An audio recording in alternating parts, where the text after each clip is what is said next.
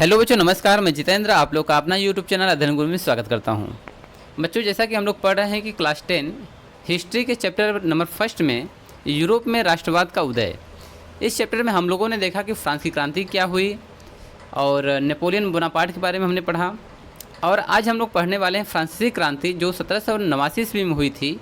इसके परिणाम या प्रभाव यूरोप पर क्या पड़े और फ्रांस पे क्या पड़े।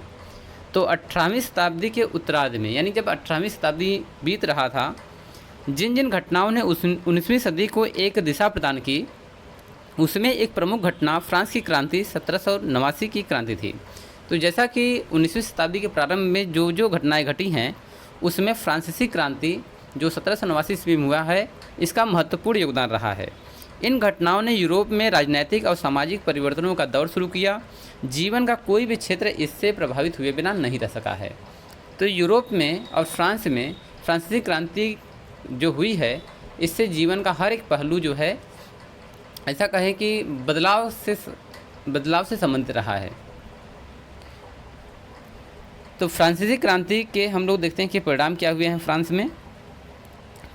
पुरातन व्यवस्था का अंत। जैसा कि फ्रांस में पहले से ही निरंकुश शासन तंत्र का अस्तित्व रहा है, तो फ्रांस की क्रांति से पुरानी व्यवस्था का अंत हो गया, जिसमें सामंती व्यवस्था और विशेषाधिकारों का अंत करके समानता के अधिकार यानी सिद्धांत का प्रतिपादन किया गया। तो जैसा कि विशेषाधिकार प्राप्त कुछ वर्ग थे, जिसमें कुलीन वर्ग, पादरी वर्ग, इनके विशेषाधिकारों का अंत कर दिया गया, पुरानी व्यवस्था को अंत कर दिया गया और सभी नागरिकों को एक समान दर्जा प्रदान किया गया। दूसरा है इसमें लोकतंत्र की भावना का विकास। तो फ्रांस की क्रांति ने लोकतंत्र की भावना का विकास और प्रसार किया। मानवाधिकारों की घोषणा ने इस तथ्य पर जोर दिया कि कानून जनसाधारण की सामान्य इच्छा की अभिव्यक्ति मात्र है। तो जब मानवाधिकारों की घोषणा पत्र लागू हुआ, तो उसमें ये दिखाया गया कि जो हर एक इंसान है, सभी के लिए कानून समान होगा और जो कानून होगा वह इंसानों की इच्छा पर निर्भर करेगा। तीसरा है दैवीय सिद्धांत का अंत। जैसा कि फ्रांस की जो क्रांति हुई है, उससे पहले राजा के दैवीय अधिकार के सिद्धांतों को माना जाता था। यानी कि राजा जो होता था, अपने आप कहता था कि मैं जो हूँ या ईश्वर की कृपा से या फिर ईश्वर के दूत के रूप में यहाँ पर काम कर रहा हूँ। तो इसका अंत हो गया और लोकप्रिय संप्रभुता के सिद्धांत का प्रतिपादन किया। तो संप्रभुता के सिद्धांत में होता है कि सभी जो है राष्ट्र जो है संप्रभु होते हैं और कोई भी व्यक्ति बिना यहाँ के नागरिकों की इच्छा से कुछ भी नहीं कर सकता है। तो संप्रभु का मतलब होता है कि हर एक देश का अपना इमेज होता है, उस इमेज के तहत ही कार्य करने होते हैं। तो फ्रांसीसी क्रांति ने क्या किया कि राजा के जो है दैवीय अधिकार को समाप्त कर दिया और लोगों को एक संप्रभु राष्ट्र के रूप में दिखाया। नेक्स्ट है किसानों की स्थिति में सुधार। फ्रांसीसी क्रांति के पहले फ्रांस में कर व्यवस्था जो है बहुत ही रैंडम था। यानी कहने का मतलब जो विशेषाधिकार प्राप्त जो वर्ग हैं, इनका जो है कर नहीं देना होता था, जिसमें कुलीन वर्ग आते थे, सामंत वर्ग आते थे और पादरी वर्ग, जबकि किसान मजदूर जो है करों को देते थे। तो जिससे कि किसानों की स्थिति जो है बहुत बेकार हो गई थी। तो क्रांति के समय किसानों ने सामंतों से भूमि छीनकर उस पर खेती करना शुरू किया, जिससे न केवल उनकी स्थिति में सुधार हुआ, वरन फ्रांस की आर्थिक दिशा में भी परिवर्तन देखने को मिलता है। आगे है निरंकुशता का अंत। तो क्रांति काल में समाज में कृषि दासता, निरंकुशतावाद का अंत हुआ। यूरोप के अन्य देशों में भी कृषि दासता और निरंकुशता के अंत के हेतु क्रांतियाँ होने लगी। जैसा कि फ्रांसीसी क्रांति शुरू हुई, तो उसके पहले वहाँ पर निरंकुश शासन हुआ करता था, जिसको क्रांति के बाद जो है ख़त्म कर दिया गया, अंत कर दिया गया। और इसी को देख करके यूरोप के जितने भी देश हैं, वहाँ पर भी कृषि दासत्व को और निरंकुशता को अंत करने के लिए क्रांतियाँ होने लगी, जिससे कि किसानों की स्थिति में ज़्यादा सुधार देखने को मिलता है। आगे है नागरिक स्वतंत्रता का उदय। क्रांति काल में नागरिक स्वतंत्रता का उदय हुआ। क्रांति के बाद जो कानून बने, उसमें व्यक्तिगत स्वतंत्रता, विशेष रूप से संपत्ति का अधिकार, धार्मिक स्वतंत्रता का अधिकार, अभिव्यक्ति की स्वतंत्रता को प्रमुख स्थान दिया गया। तो नागरिक स्वतंत्रता का मतलब ये है कि हर एक इंसान को संपत्ति का अधिकार, अपना धर्म को चुनने का अधिकार और बोलने का, यानी स्वतंत्रपूर्वक बोलने का, कोई बात रखने का अधिकार दिया गया। नेक्स्ट है राष्ट्रीयता की भावना। जब फ्रांस की क्रांति हुई तो राष्ट्रीयता का भावना का विकास हुआ। हर एक जो नागरिक है एक क्रांतिकारी की भांति राष्ट्रवाद के अनुरूप परिवर्तित हो गया। यानी कहने का मतलब है कि हर एक व्यक्ति चाहता था कि हमारा जो राष्ट्र है वो सर्वोपरि रहे, सभी धर्मों से, सभी भाषाओं से, सभी समुदाय से सर्वोत्तम स्थिति में रहे। तो फ्रांसीसी क्रांति से राष्ट्रीयता की भावना जागृत हुई।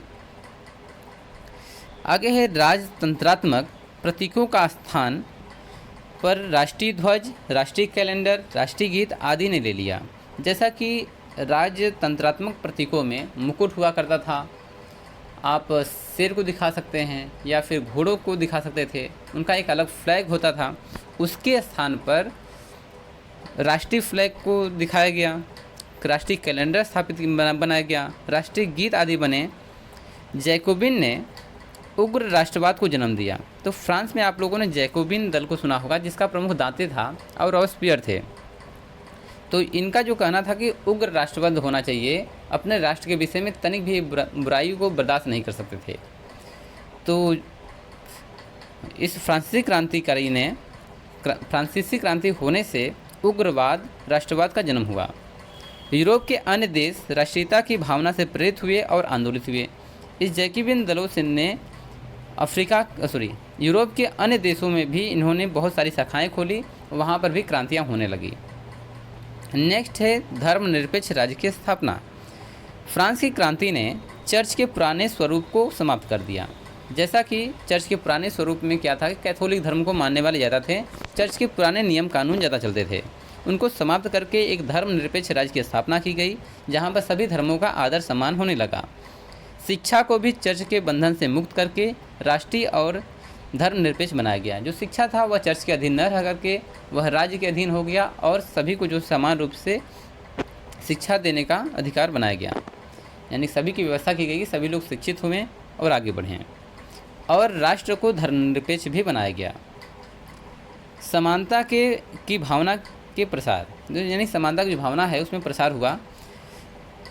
तो समानता की भावना के प्रसार ने मध्यम वर्ग की शक्ति में वृद्धि की और अगले वर्षों में यह मध्यम वर्ग ही उदारवादी, प्रजातांत्रिक और राष्ट्रवादी तत्वों के संवाहक बने।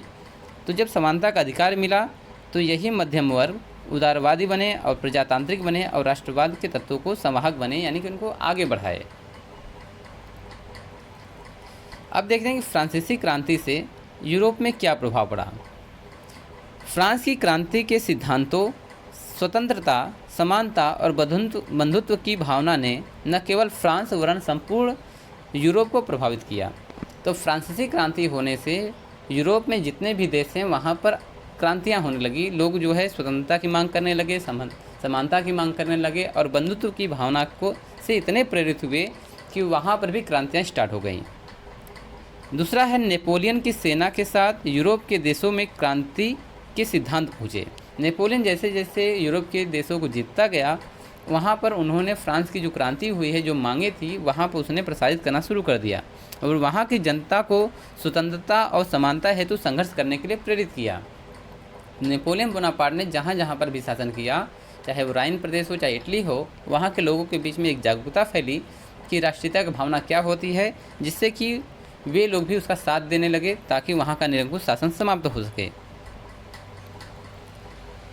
तीसरा है नीदरलैंड, राइन प्रदेश तथा इटली का अधिकांश क्षेत्र जो नेपोलियन के प्रत्यक्ष अधिकार में था कि प्रशासनिक व्यवस्था समानता पर आधारित थी। तो जहाँ जहाँ पर नेपोलियन ने शासन किया, जैसे नीदरलैंड, राइन प्रदेश और इटली का अधिकांश क्षेत्र जहाँ पर नेपोलियन का सीधे शासन चलता था, वहाँ पर जो सरकार बनी थी वह समानता के आधार पर बनी थी। 4 है नेपोलियन के अधीनस्थ राज्यों में सामंतवाद तथा अर्धदास प्रथा समाप्त कर दिया गया तथा धार्मिक सहिष्णुता और प्रजातांत्रिक शासन के सिद्धांत स्थापित किए गए। तो नेपोलियन ने के अधीन जो राज्य थे वहाँ पर सामंतवाद, अर्धदास व्यवस्था समाप्त कर दी गई और धार्मिक सहिष्णुता, यानी जो चाहे जो धर्म अपना सकता है, और प्रजातांत्रिक शासन को स्थापित किया गया। इनके सिद्धांतों को माना गया। यूनान का स्वतंत्रता संग्राम को क्रांति के सिद्धांत से ही बल मिला। तो जब फ्रांस में क्रांति हुई तो यूनान में जो स्वतंत्रता संग्राम की आग भड़की, उसमें भी क्रांति का ही सिद्धांत लागू थे। इटली के राज्यों में एकीकरण की भावना का प्रसार हुआ। इसके बाद क्या होता है कि इटली का एकीकरण होता है, क्योंकि इटली जो है कई जो है समुदाय में बटा हुआ था। तो वहाँ पर भी फ्रांस की क्रांति का बड़ा प्रभाव हुआ और इटली का एकीकरण होने में बहुत महत्वपूर्ण योगदान दिया। तो इस क्रांति ने इटली को भी संगठित कर दिया। राष्ट्रीयता की भावना से जर्मनी के छोटे छोटे राज्य भी प्रभावित हो जर्मनी को एकीकरण करने के प्रयासरत हुए। तो जब देखा गया कि फ्रांस की क्रांति से फ्रांस पूरा एक हो गया, वहाँ पर राष्ट्रीयता की भावना उत्पन्न हो गई, तो जर्मनी भी छोटे छोटे टुकड़ों में बटा हुआ था। तो वहाँ के छोटे राज्य जो है आपस में प्रभावित हुए और जर्मनी को एक करने के लिए प्रयास किए और जर्मनी का एकीकरण संभव हो सका। नेक्स्ट है, इंग्लैंड में फ्रांस की क्रांति का स्वागत किया गया। मानव अधिकारों के घोषणापत्र से वहाँ के साहित्यकार वर्ड्सवर्थ, कॉलरिज, वायरन, शैली आदि प्रभावित हुए। फ्रांस की क्रांति से इंग्लैंड में जो है काफ़ी लोग प्रभावित हुए और वहाँ पर जो है क्रांतिकारी के इस क्रांति के अंतर्गत उनमें भी राष्ट्र भावना जो है उत्पन्न हुई और वहाँ पे एक क्रांति होता है जिसे हम गौरवशाली क्रांति भी कहते हैं। वहाँ पे एक रक्त बूंद गिरे बिना वहाँ पर लोकतंत्र स्थापित हो जाता है। तो गौरवपूर्ण क्रांति जो है इंग्लैंड में हुआ था। थॉमस पेन ने फ्रांस की क्रांति को एक शुभ संदेश बताया है। तो थॉमस पेन एक विचारक हैं। उन्होंने कहा कि जो फ्रांस की क्रांति हुई है वह यूरोप के लिए एक शुभ संकेत है।